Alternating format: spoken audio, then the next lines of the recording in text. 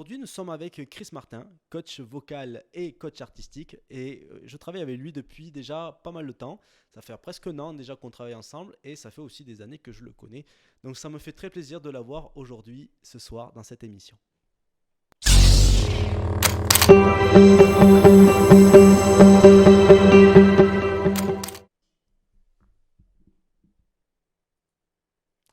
Alors, Chris, mon coach, pour le coup, cette fois, c'est particulier parce que d'habitude, c'est moi qui t'écoute. Et là, pour le coup, on va tous t'écouter et ça me fait très Ah, plaisir de te faire découvrir à d'autres personnes. Donc déjà, comme je disais tout à l'heure, ça fait déjà un moment qu'on se connaît.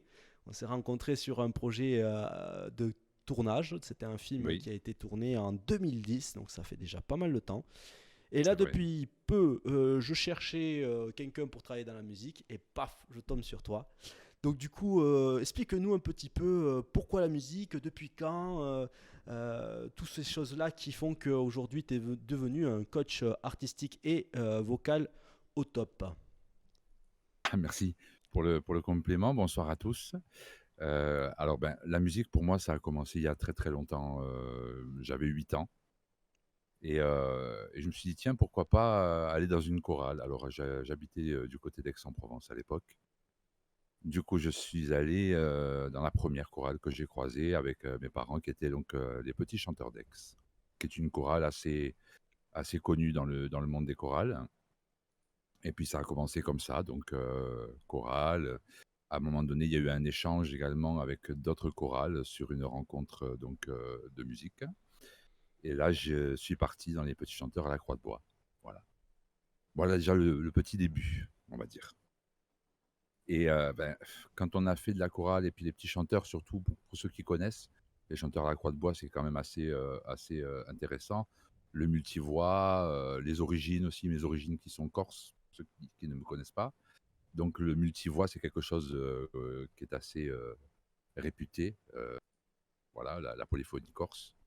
Et Hmm. du coup, j'ai toujours eu cette envie de mélange. Voilà. C'est pour ça que même encore aujourd'hui, je cultive les chœurs, les deuxièmes voix, le multi-chant, la polyphonie. Et voilà, donc ça a commencé comme ça. Voilà, Super. Ben oui, c'est pour vrai que un petit début. oui, c'est un peu un petit début. C'est vrai que c'était intéressant parce que du coup, depuis que tu es tout petit, tu as pratiqué. Et donc forcément, ça t'a amené à te perfectionner, à avoir un certain bagage. Et après, tu as fait des projets, non? Après tout ça. Oui, j'ai le premier d'entre eux, qui a été encore sur la base d'un échange entre petits chanteurs.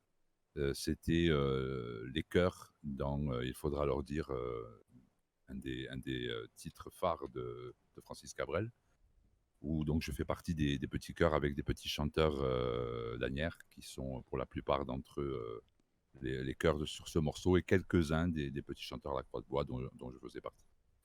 Ça a été mon premier projet pro, entre guillemets. Voilà. J'étais très très âgé, hein, parce que j'avais à peu près 13 ans de mémoire. Donc voilà, c'était ma première expérience de studio, déjà. Ouais, c'est bien, Et 13 ans déjà. c'est pas mal, hein, oui. Ouais. Après la mue, donc quand on mue, c'est compliqué. On peut travailler un petit peu la voix, mais c'est compliqué de continuer à chanter. Donc du coup, j'ai fait une petite pause à ce moment-là. Et je suis revenu pour mes 16 ans sur un petit casting où je suis rentré choriste dans un grand orchestre, le Grand Orchestre Cole. Voilà, pour ceux qui sont mélomanes, donc René Cole, qui était à l'époque un des orchestres les plus connus, qui faisait également les accompagnements d'artistes à la télé quand il y avait un orchestre live, c'était le Grand Orchestre Cole. Et notamment dans les émissions de Patrick Sébastien un peu plus tard, mais avant ça, Jacques Martin. Et, et nous avons accompagné, à l'époque où j'étais choriste donc de l'orchestre Cole, Michel Sardou pendant 2 ans. Voilà, Ouais, super. voilà. Là aussi, j'étais pas bien vieux, hein, 16 ans et des bananes. Et oui, et ça fait quoi de commencer justement jeune? Ben, ça fait beaucoup d'expérience, j'espère. Ouais. Ça m'a permis de rencontrer pas mal de gens, ça c'est sûr. Et puis d'apprendre tout au long, tout au long, tout au long. On apprend tous les jours. Il n'y a pas un jour. Vraiment, je voudrais, si on doit retenir qu'une seule chose aujourd'hui, c'est ça. C'est que même aujourd'hui, après 40 ans que je fais de la musique, hein, mine de rien, eh ben, tous les jours, je me lève et j'apprends quelque chose. Donc voilà, c'est ça qu'il faut retenir. Tous les jours, on apprend quelque chose. Hmm. Voilà. La passion ne s'arrête pas, évidemment. Et tous les jours, on apprend quelque chose. Et l'un de tes plus gros projets dans la musique? Alors, il est venu un peu plus tard. Euh, il est venu un peu plus tard. Bon an, mal an, de droite à gauche, audition sur audition, casting sur casting. Et un jour, je fais un petit tremplin qui s'appelait Il y a de la voix à l'époque. Je pense qu'il n'existe plus sur Paris. Mhm. Et je fais deuxième derrière Jérémy Châtelain, que ceux qui suivent un peu la Starac connaissent, puisqu'il a fini deuxième derrière Magali Vaillé. Il finit toujours deuxième. La Starac 5, me semble-t-il. Ouais. Du coup, il gagne ce concours. Je Ah, il le fais. gagne celui-là, oui. Oui, là, celui-ci, c'est Ah, lui qui gagne. Moi, ok. moi, J'avais je fais compris le second contraire, moi. avec. C'est pas grave. Moi, je fais second avec SOS d'Intérieur en détresse. Ouais. Et dans le jury, il y avait Richard Cross, Hmm. notamment, qui vient me voir à la fin de ce concours, qui me dit, écoutez, on est en train de remonter le spectacle des 10 commandements. On est en train de faire des auditions pour monter plusieurs troupes en France pour faire une deuxième tournée. Si ça vous dit, je vous appelle, laissez-moi vos coordonnées et je vous donnerai la date, le jour du casting. Bon, moi, on m'a dit ça, je ne sais pas combien de fois dans ma vie à la fin d'un tour de chant, même déjà à l'époque, hein. Oui, vous avez une voix formidable, vivement que. Ah là là, si vous voulez, je vous appelle, on fait ça. Bon, je lui ai donné mes coordonnées sans trop y croire, je l'avoue, aujourd'hui, largement. Je n'y croyais pas. Et eh ben non, le lendemain matin, à 8h30 précise, comme il s'était engagé à le faire, il m'a appelé. Et il m'a donné les coordonnées du casting, donc pour le rôle de Moïse. Et ben, j'y suis allé. Et j'ai été retenu au départ remplaçant de la troupe du Sud-Est. Et puis ensuite, la personne qui était titulaire chez moi est partie. Donc je me suis retrouvé un petit peu de chance comme ça Ouais. aussi, hein. Donc je me suis retrouvé titulaire pendant 9 mois dans le rôle de Moïse en équipe B des 10 commandements sur la deuxième tournée, pas équipe B, mais sur la deuxième tournée, sur la deuxième année du spectacle Les 10 commandements. C'était assez incroyable. Voilà, je pense que c'est le bon mot, incroyable. J'imagine, oui. C'était un grand moment de ta vie, du coup. Très grand moment, très très grand moment. Le plus marquant, à part le casting en lui-même, le plus marquant pour moi, ça a été le premier jour des répétitions sonorisées, c'est-à-dire dans la salle. Ouais. Parce qu'il faut savoir qu'on a attaqué le spectacle dans un zénith à Montpellier. Pour la petite histoire, l'année d'avant, pile poil, un an avant, j'étais dans ce zénith euh, en tant que spectateur Et là, t'étais pour sur voir, scène. pour voir ce spectacle. Ouais. Et là, un an après, j'étais sur la même scène où j'ai joué ce spectacle, mais en tant qu'artiste. Et, et d'entendre ma voix dans les enceintes, le retour déjà était incroyable. Eh oui. J'ai rêvé toute ma vie d'avoir une sonorisation pareille en retour, mais surtout, le, ça demandait tellement pas d'effort, tellement on était bien sonorisé, complètement en confort. On souligne jamais assez l'inconfort Oui, du chant. c'est vrai. C'est très compliqué quand la sono. Alors j'en profite pour dire merci aux techniciens. Euh, Merci parce que sans ces petits gens, comme on les appelle souvent dans le métier, mais c'est pas vrai, c'est pas des petits Ah, gens c'est en pas fait, des petits noms. c'est Non, des gens importants. Aurélien, merci avec pour la plaisir. régie. Euh, du coup, si on a la chance de s'entendre aussi bien sur une scène, une grande scène, c'est parce qu'il y a des gens derrière qui nous règlent le son. Hmm. Euh, voilà, il ne faut pas les oublier parce qu'un jour, moi, j'ai réglé aussi mon propre son. Je le fais encore aujourd'hui par moment. Hmm. Et voilà, c'est compliqué en fait. Et alors, mais d'entendre ma voix dans les linerés du Zénith de Montpellier, C'était énorme. incroyable, incroyable. Et puis facile. sans forcer. Non, j'avais l'impression d'être dans mon salon, tranquille. Ça sortait tout seul. Magnifique, magnifique. La première fois que j'ai entendu ma voix, ouais, ça c'est un grand moment. Hmm. Mais après, l'ensemble du spectacle, hein, toutes les soirées, c'était voilà, magnifique. Très, très belle expérience. Et aujourd'hui, tu fais quoi alors? Ben, du coup, aujourd'hui, je suis dans le coaching purement depuis environ 15 ans maintenant. Je- J'essaye d'apporter, en tout cas, je fais de mon mieux pour apporter mes connaissances autour de moi à des jeunes artistes en devenir, à des artistes qui sont déjà sur la scène, qui viennent retravailler avec moi. Et voilà, avancer dans ce sens-là, dans le coaching artistique, dans le coaching vocal. Euh, le maquettage pour les jeunes artistes, c'est important de pouvoir avoir un support Ouais. pour se diffuser, pour démarcher, pour se vendre. Voilà. Moi, j'ai galéré, je me rappelle à quel point j'ai galéré. Et, euh, et là, aujourd'hui, je peux filer un coup de main. Voilà, mon souhait le plus cher, c'est d'avoir la structure pour donner ce coup de main, tant bien au niveau de la formation qu'au niveau maquettage, écoute, les premières maquettes de base pour présenter un projet, pour présenter sa voix, voire présenter ses compos. Hmm. Mais tu sais de quoi on Eh parle, oui, bien sûr. Yannick. D'ailleurs, on voit derrière ton studio, c'est ça? Oui, oui, c'est mon studio qui est en fond. Eh oui, c'est là où je prends mes cours avec toi. Exact. Alors, qu'est-ce qu'on fait dans ton studio?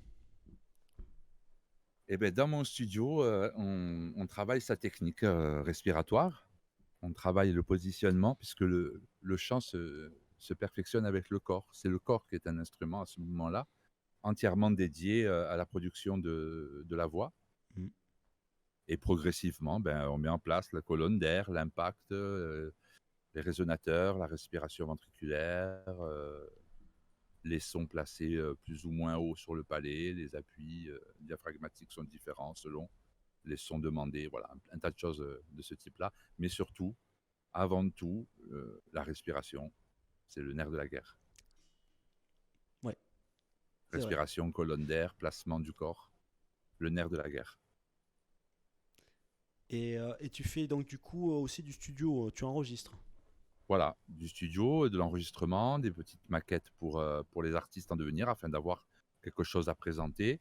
Là, actuellement, ben, hormis toi, avec qui je travaille par rapport à tes projets compos, je travaille également avec un petit groupe. Donc, pour l'instant, il n'y a pas de nom encore du duo.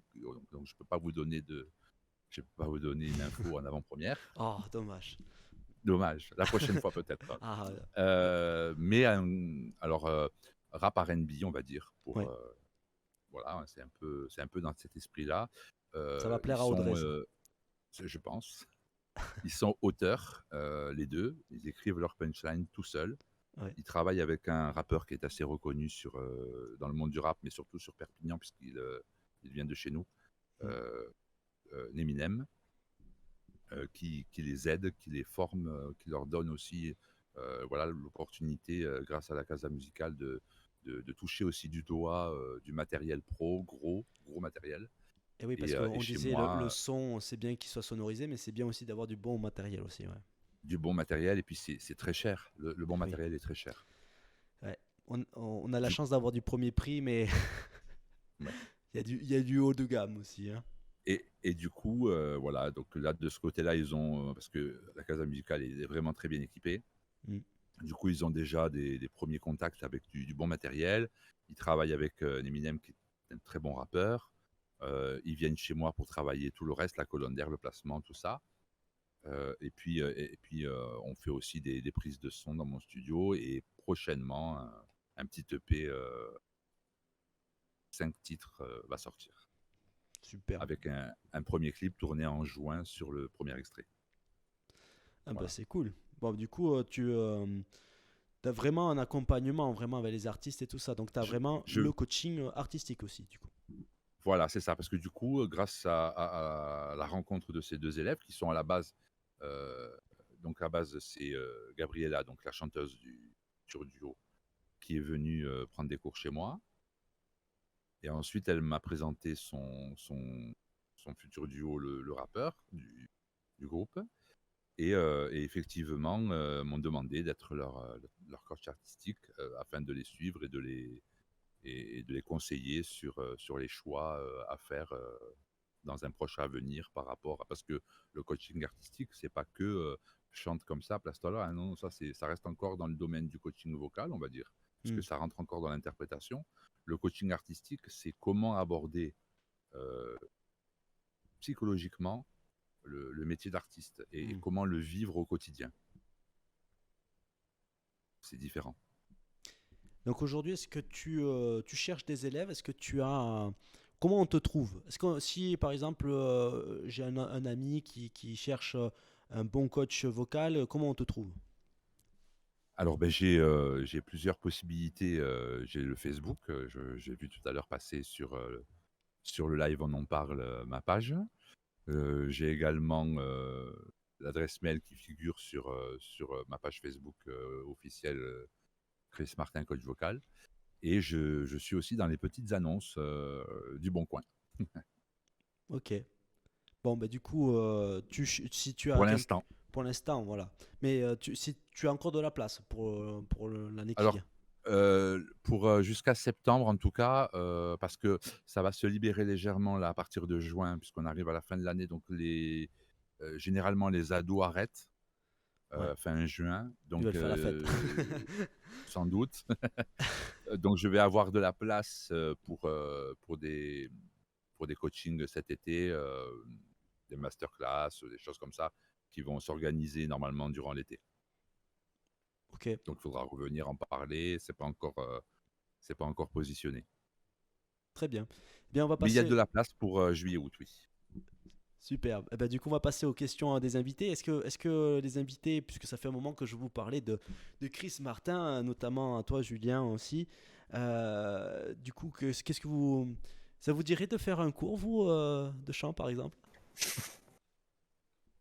Je pense pas qu'on aura le Moi, niveau. j'adorerais personnellement, genre, j'en ai marre de casser les oreilles tout le monde. J'adore les karaokés, j'aime vraiment trop ça. Et si je pouvais apprendre, genre, le minimum de technique pour arrêter de casser les oreilles à tout le monde, ça pourrait être trop génial. Eh bien, ma foi, pourquoi pas? Avec Parce plaisir, que Audrey. je m'entraîne que dans ma voiture. Oui, d'accord. Non, mais avec plaisir.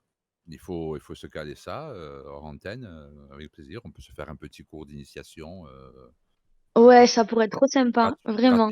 gratuitement et sans problème. Bah, tu viendras avec moi alors le prochain Ah cours. ouais, avec plaisir. Genre, j'aimerais bien participer à un cours, déjà voir comment ça se passe, un cours entre guillemets pro.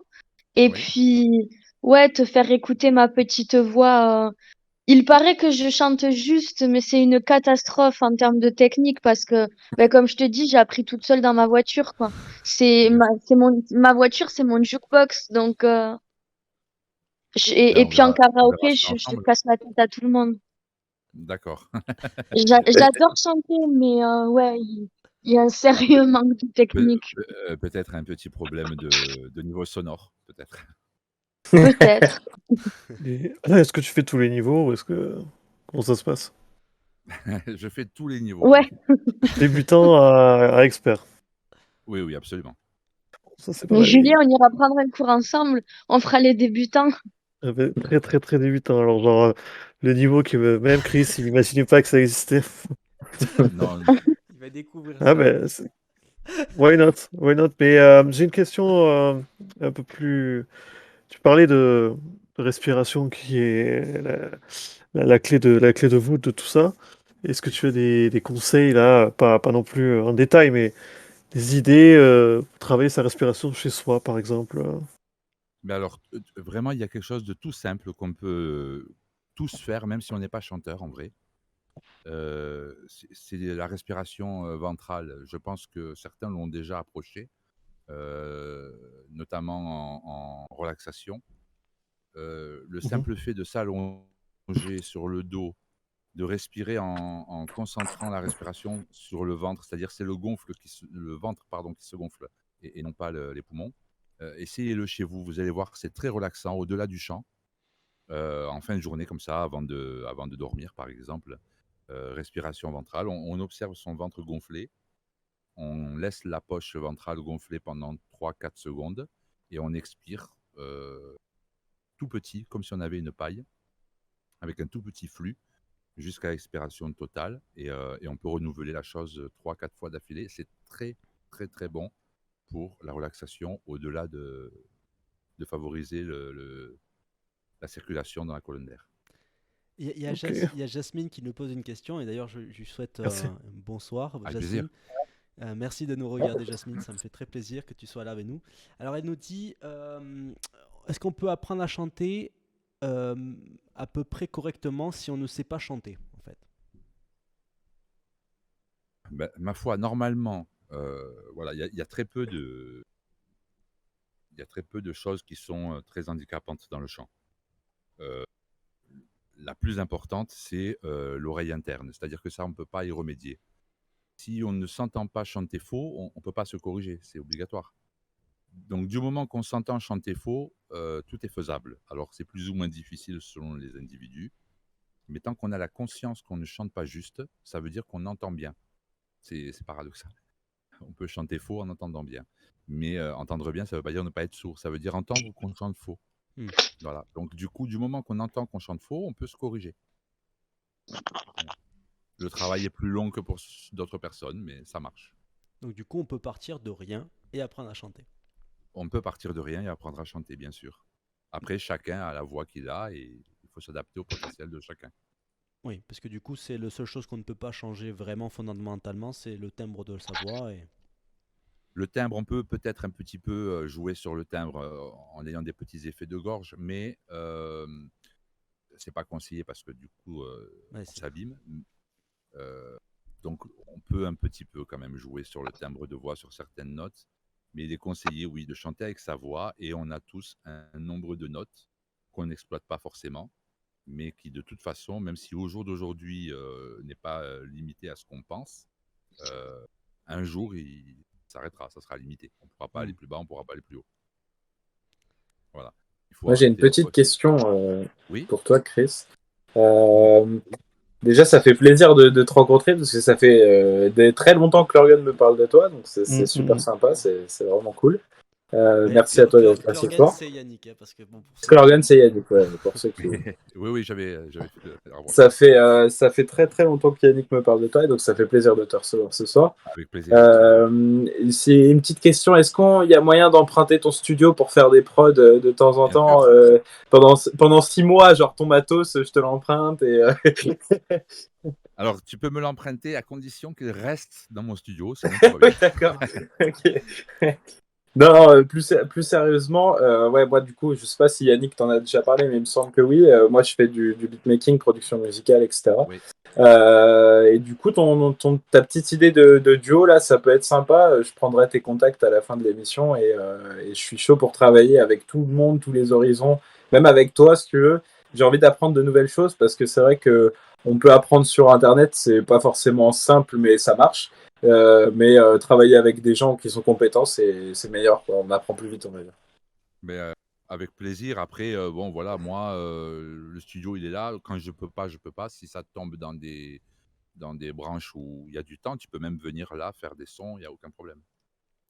Et bah, je prendrai des vacances à Perpignan et je viendrai dans ton studio. bah, on vous attend tous hein, toute l'équipe d'Apex Legends. Ouais, on arrivera d'ici cet été, on va dire. Ouais. Bon, on a toujours notre chanson, on attend toujours ta prod aussi. Ouais, C'est- ouais. Bah, c'est vrai qu'en ce moment, avec les stages, hein, les étudiants, hein, c'est un peu galère. Mm. Mais je me concentre plus sur ça. Il y a beaucoup de choses. Après, c'est vrai que quand j'aurai trouvé la clé de ce que j'ai vraiment envie de faire sur la production audio et tout ce qui est synthèse, etc., je renverrai avec plaisir. Et déjà, le texte est magnifique. Et il faut que je sois à la hauteur aussi. Donc voilà. En même temps, oui, je te mets la barre un peu haute. Hein. Ouais, c'est vrai. Non, c'est vrai, on va pas se mentir. Et en plus, c'est chez Chris que je vais enregistrer, donc ouais, t'as intérêt à faire du bon travail parce que Chris, bah, derrière, il écoute et il dit ce qu'il pense aussi. Ah bah, il a raison, hein, de toute façon. S'il y aura des arrangements à faire, n'hésite pas, Chris, démonte-moi. Il n'y a pas de problème. Oui, t'inquiète. Je te rappelle pas. Est-ce qu'il y a une dernière petite question pour Chris dans le chat, peut-être ceux qui nous regardent sur Twitch, n'hésitez pas Avec aussi. plaisir, Jasmine. Oui, Jasmine d'ailleurs qui aime beaucoup la musique aussi et qui, je pense aussi a une bonne sensibilité pour la musique et elle fait pas mal de karaoké. Elle aime bien aussi chanter les chansons de HK aussi, comme Danser encore. Et c'est un plaisir de la voir souvent en soirée ou éventuellement aussi dans les flash mobs. Enfin, on va en faire un autre ce week-end avec HK notamment sur Nîmes aussi. Donc c'est cool qu'elle soit là, Jasmine. Je suis content aussi que les gens viennent regarder l'émission. C'est génial. Merci encore. Alors une question pour Chris.